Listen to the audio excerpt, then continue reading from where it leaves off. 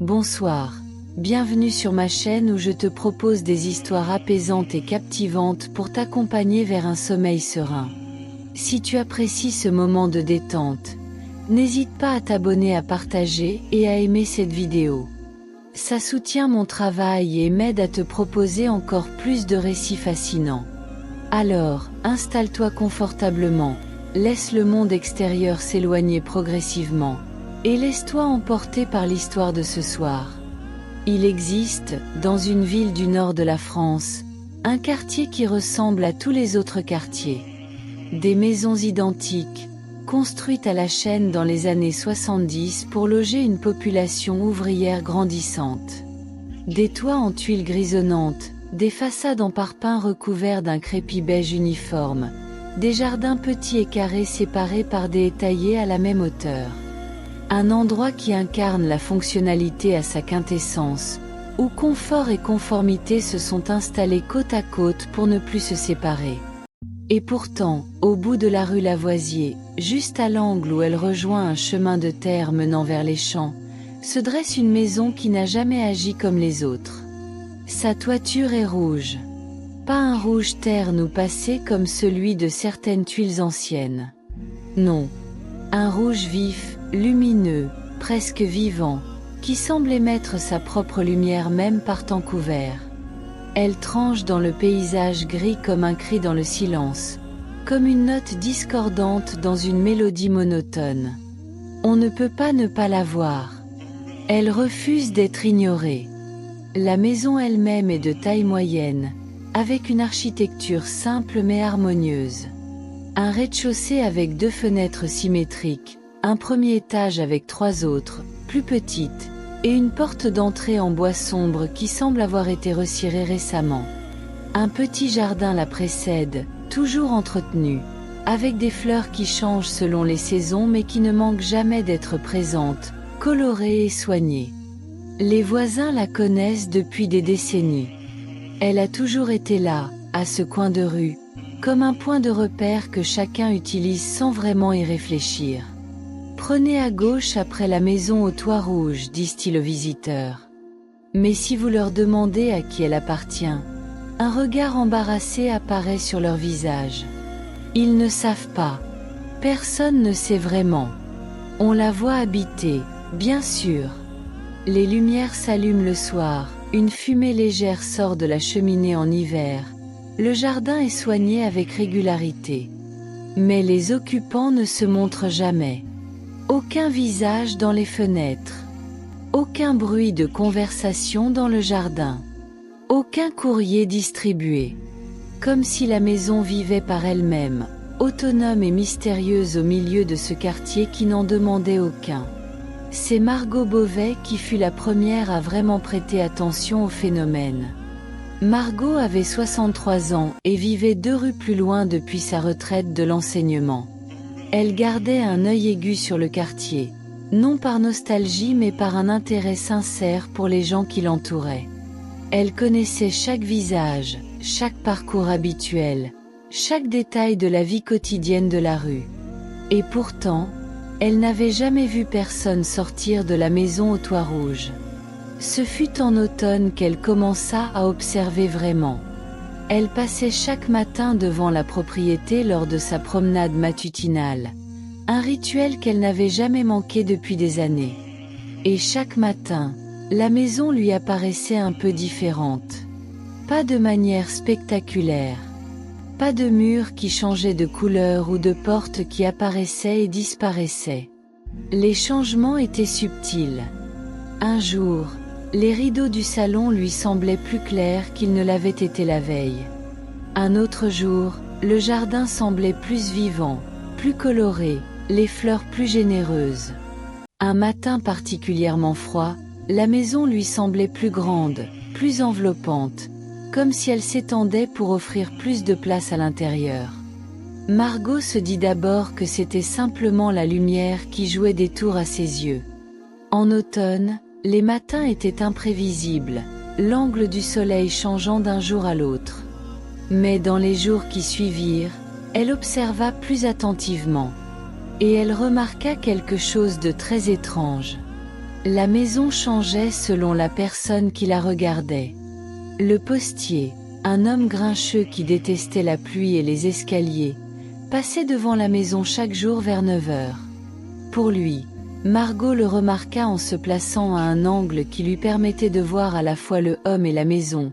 La toiture semblait moins vive, les fenêtres plus petites, le jardin plus austère, comme si la maison se contractait, se fermait sur elle-même. Mais lorsque la petite Léa, une enfant de 8 ans qui revenant de l'école chaque après-midi, passait devant, la maison semblait s'éveiller. Le toit rouge brillait davantage. Le jardin semblait plus fourni, plus magique. Un chat apparaissait parfois sur le seuil, calme et mystérieux, qui disparaissait dès que Léa avançait d'un pas. Margot passa des jours à observer ces changements, prenant des notes dans un petit carnet qu'elle emportait partout. Elle nota les réactions de chaque passant, les modifications apparentes de la maison, les corrélations entre un visage et une transformation. Et lentement, un schéma émergea. Pour ceux qui portaient de la joie en eux, même discrètement, même en dehors d'eux-mêmes, la maison devenait plus chaleureuse. Les couleurs s'intensifiaient, le jardin se verdissait, les fenêtres semblaient plus larges, plus accueillantes. Pour ceux qui portaient de la peur, de l'inquiétude, un poids invisible, la maison se refermait. Les volets se semblaient plus fermés. Le jardin plus ombragé. Le toit rouge perdait une nuance de sa vivacité. Et pour ceux qui portaient de la tristesse, une mélancolie profonde mais douce, la maison devenait quelque chose d'autre entièrement. Elle semblait flotter dans une sorte de brume, les contours slightly flous, la lumière qui filtrait de l'intérieur prenant une teinte dorée, chaude, réconfortante. La maison reflétait ceux qui la regardaient. Margot ne partagea pas sa découverte immédiatement. Elle savait comment elle serait accueillie, avec des regards dubitatifs, des suggestions polies qu'elle devrait peut-être consulter un médecin. Le quartier n'était pas celui des fantômes et des mystères. C'était celui des barbecues le week-end et des réunions de copropriété. Elle continua donc à observer seule, enrichissant son carnet de notes jour après jour. Elle commença à étudier les personnes qui la regardaient attentivement, essayant de comprendre ce qu'elle portait en elle pour provoquer telle ou telle réaction chez la maison. Ce fut en cherchant à comprendre la réaction de la maison face à elle-même que les choses prirent une dimension plus profonde. Le premier jour où Margot avait vraiment regardé la maison, avec attention et sans prévention, elle avait vu une demeure apaisante, enveloppante, qui lui donnait l'envie d'y entrer et de ne plus jamais partir. Comme un cocoon, un refuge contre un monde qui avait souvent été dur envers elle. Mais un matin, après une nuit blanche où elle avait repensé à son défunt mari, décédé 3 ans auparavant, elle abaissa le regard devant la maison. Elle n'osa pas la regarder directement. Et le soir même, en passant à nouveau, elle la regarda. La maison lui apparaissait nue maintenant. Pas laid, mais exposée. Comme si ses murs avaient perdu leur crépi, révélant la pierre brute en dessous. Le toit rouge était toujours là, mais les fenêtres semblaient plus profondes, plus sombres. Le jardin était toujours soigné, mais les fleurs semblaient plus fragiles, plus vulnérables. La maison lui montrait sa propre vulnérabilité. Sa solitude après la perte. Son incapacité à se sentir à sa place depuis que sa vie à deux était devenue une vie à un. Margot comprit alors que la maison ne choisissait pas ce qu'elle montrait. Elle reflétait simplement. Comme un miroir, mais un miroir qui n'y pouvait rien. Elle n'était pas la seule à avoir commencé à se poser des questions. Cependant, un jeune homme nommé Théo Laroche vivait dans la maison juste en face. Architecte en devenir, sensible aux détails et aux structures, il avait remarqué depuis longtemps que la maison au toit rouge ne correspondait à aucun style architectural qu'il avait étudié. Elle semblait être à la fois ancienne et moderne, classique et contemporaine, selon le moment et l'angle de regard. Théo avait commencé à la dessiner, des heures et des heures de croquis dans son cahier. Mais chaque dessin donnait un résultat différent. Jamais la même maison. Jamais les mêmes proportions. C'était comme essayer de capturer la lune dans un filet. Un jour, il avait décidé de la photographier. Il sortit avec son téléphone, pointa l'objectif vers la maison et appuya sur le déclencheur. Quand il regarda le résultat, il fronta les sourcils. La photo ne montrait pas la maison au toit rouge. Elle montrait un espace vide, entre deux propriétés. Un lot non construit envahi par de l'herbe folle et quelques ronces. Comme si la maison n'était pas là. Il la photographia de nouveau. Même résultat. Il la photographia depuis différents angles, à différentes heures de la journée. Chaque cliché montrait la même chose. Un espace vide là où la maison se trouvait pourtant, visible à l'œil nu, indéniable. Troublé, Théo invita un ami pour vérifier. Son ami regarda à son tour vers l'emplacement de la maison et se testa en front. « Quelle maison ?» demanda-t-il. Théo la vit pourtant. Le toit rouge brillait dans la lumière de l'après-midi, les fleurs du jardin dansaient dans le vent, la fumée sortait de la cheminée comme d'habitude. « Celle-là, juste devant nous, insista-t-il, pointant du doigt. Son ami Hello regarda de côté, puis fixe de nouveau l'espace devant eux. « Tu te sens bien, Théo ? Il n'y a rien là. Juste un lot vide. » Théo sentit un frisson parcourir son échine. La maison n'existait pas pour son ami. Pas plus que pour l'objectif de son téléphone. Elle n'existait que pour ceux qui étaient en mesure de la voir. Et il se demanda alors, qu'est-ce que cela disait de lui, qu'il puisse la voir ? Qu'est-ce qu'il portait en lui qui rendait cette maison visible à ses yeux ? C'est dans cet état d'esprit qu'il rencontra Margot et son fameux carnet. Ils se retrouvèrent un après-midi dans le petit café du quartier. Margot lui ayant glissé un mot dans sa boîte aux lettres après avoir observé ses tentatives de photographie depuis sa fenêtre. Elle lui montra ses notes, ses observations, ses conclusions. Théo écouta en silence, de plus en plus fasciné. Puis il raconta sa propre expérience. Les dessins qui changeaient, les photos qui ne capturaient rien, l'ami qui ne pouvait pas voir. « Pas tout le monde la voit, dit Margot pensif. Et ceux qui la voient différemment. C'est un miroir qui ne reflète que ceux qui sont prêts à se regarder. » « Mais un miroir de quoi exactement ? demanda Théo. « Ce que l'on portait en soi. Ce qui nous distingue. Ce qui fait que chaque personne est unique dans un quartier conçu pour que tout le monde soit identique. » Cette réalisation les frappa tous les deux avec une force inattendue.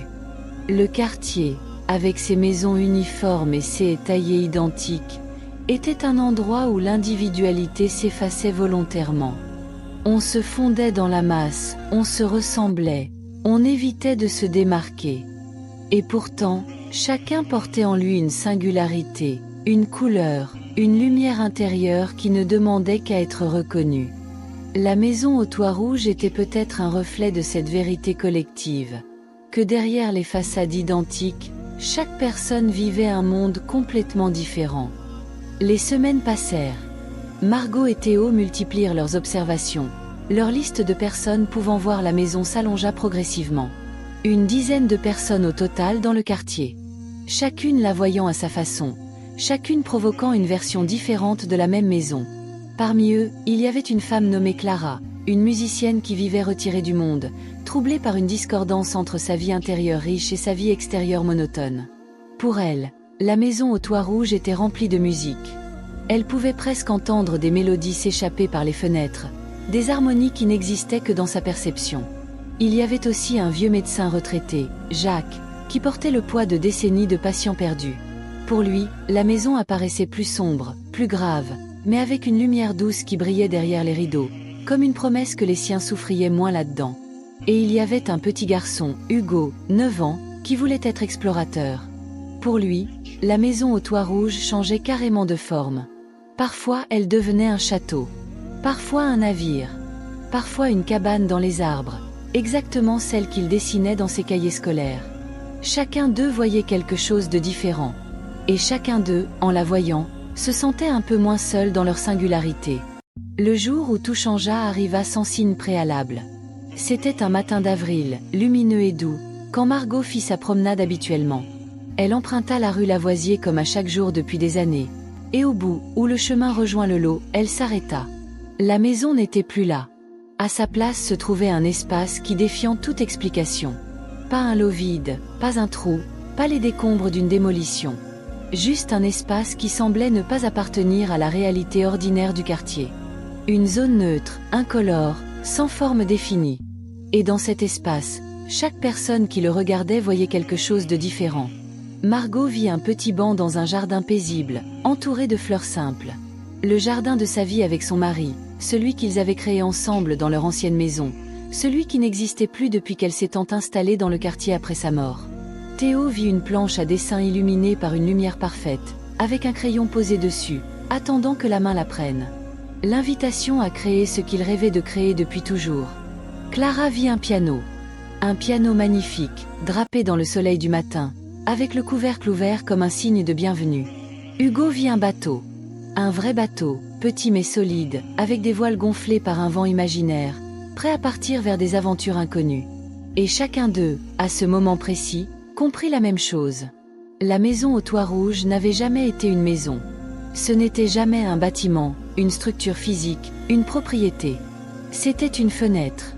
Une fenêtre vers la partie la plus vraie d'eux-mêmes, celle qui se cachait derrière les façades uniformes et les routines confortables. Elle n'avait jamais disparu. Elle avait simplement cessé de se cacher derrière une forme familière et concrète.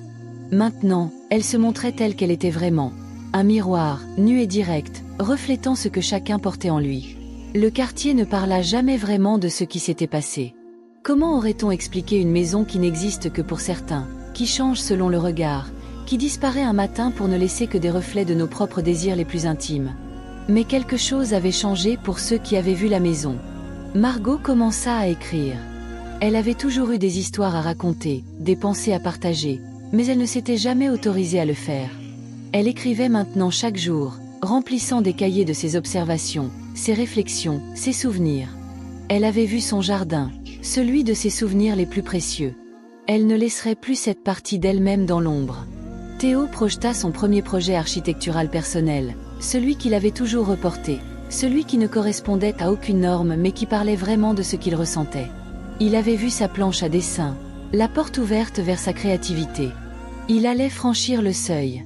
Clara organisa un petit récital dans le café du quartier. Ses doigts tremblèrent sur les touches du piano, mais elle joua. Elle joua pour elle, pour la première fois depuis des années.